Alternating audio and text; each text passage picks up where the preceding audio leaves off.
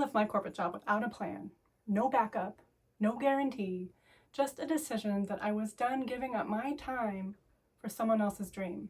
And once I saw it, I couldn't unsee it. If you're new here, I'm Sarah. I'm 48 years old.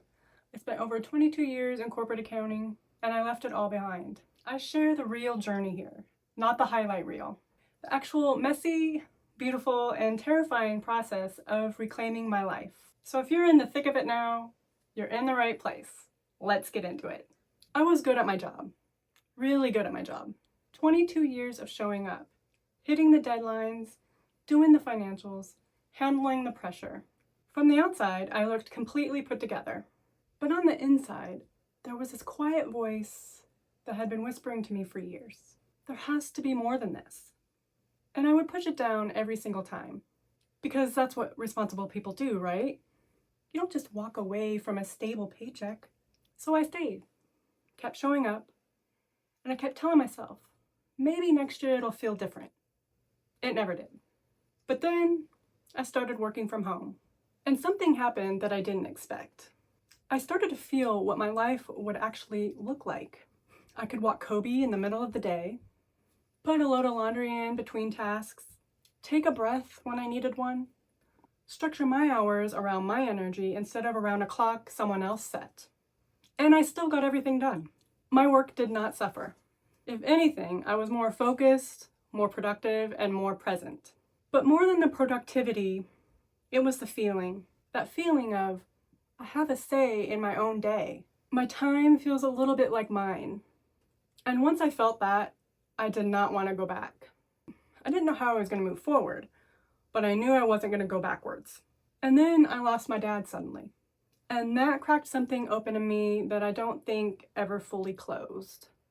He was a Vietnam veteran. He worked hard his entire life.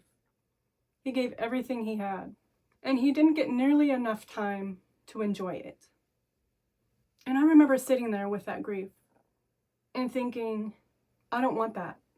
I don't want to spend the rest of my life checking boxes for someone else, hitting someone else's deadlines, building someone else's bottom line, and one day running out of time before I ever really lived.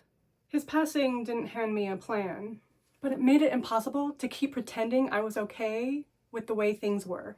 Something in me shifted, quietly, permanently. And around that same time, a lot of other things were shifting too. I had just ended a 12-year relationship that had slowly been draining me for years. I had done a lot of deep inner work, nervous system work, hypnosis, journaling, somatic healing, and I was really starting to hear myself again for the first time in a long time. I had a trip to Costa Rica already planned, and I found this digital marketing program that for the first time gave me a picture of what it could look like building something of my own. It wasn't a perfect picture, it wasn't a guaranteed plan, but it was direction. And I hadn't had that before, so I held on to it. And then I found out my boss was leaving. And the person coming in to replace him, I already knew who he was. A micromanager. Wanted everyone back in the office, meetings every week, drive-in traffic every single day.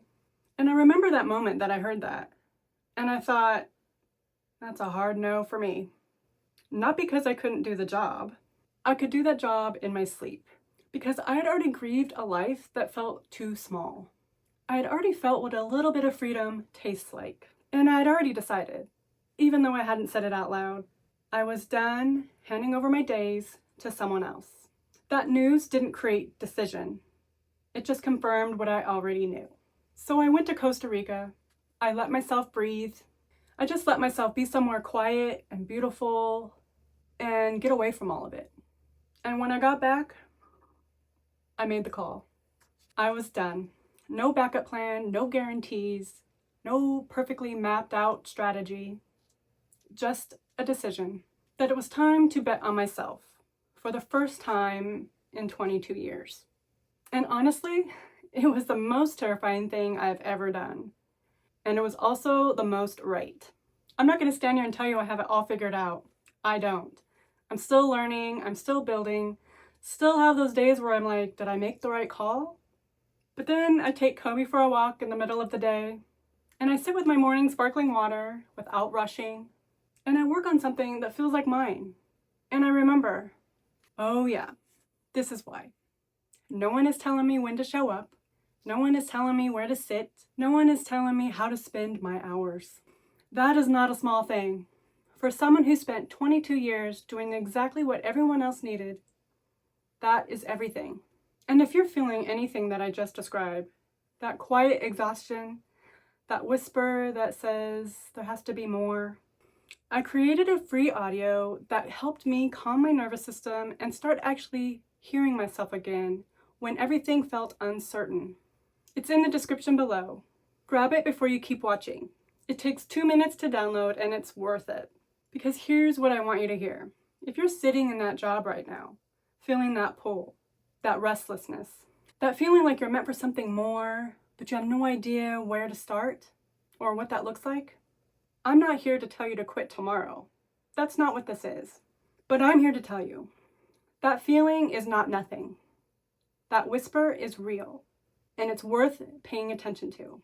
Because I spent years pushing it down, telling myself I was being unrealistic, telling myself to be grateful for what I had.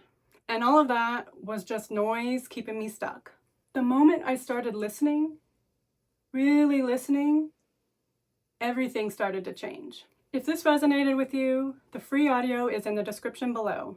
It is what helped me quiet the noise and come back to myself when I didn't really know what was coming next. Grab it, find somewhere quiet, put your headphones in, and just let yourself receive it. I'll see you in the next one.